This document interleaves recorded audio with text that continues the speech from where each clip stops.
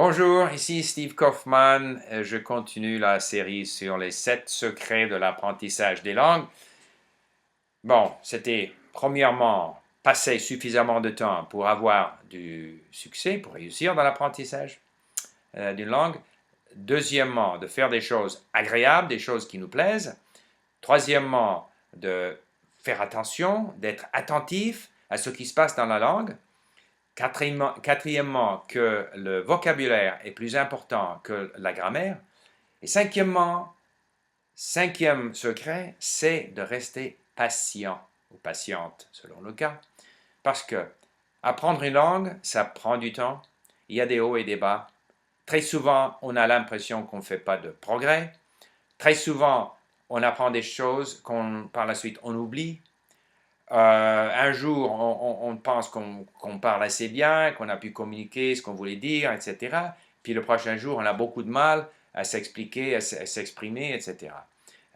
Des fois, on étudie une leçon, on lit, on écoute quelque chose, même comme à Link, on a beaucoup de textes avec audio et texte. On le lit, on le comprend, on écoute, on ne comprend pas. Et c'est toujours le même endroit qu'on ne comprend pas. Donc, il y a un tas de situations comme ça.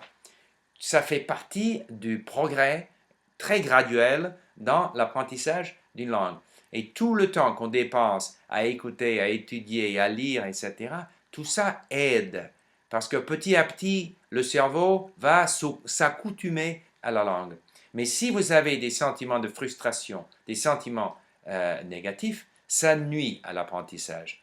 Parce qu'il y a le côté émotif de l'apprentissage. Donc tout ce qui est sentiment positif, je veux, je peux, la langue me plaît, tout cela vous aide à apprendre.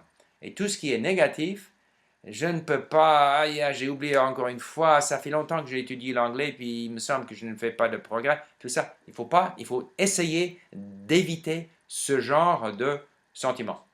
Donc, il faut avoir de la patience, il ne faut pas se laisser frustrer. Voilà, c'est donc mon cinquième secret de l'apprentissage des langues. Merci et au revoir.